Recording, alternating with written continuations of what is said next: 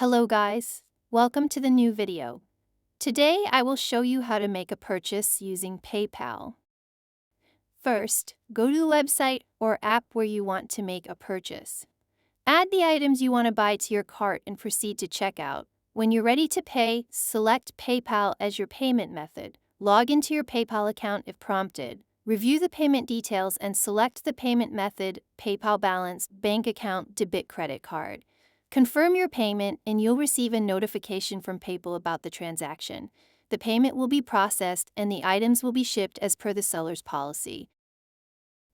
If this video was helpful, don't forget to subscribe to the channel. See you in the next video!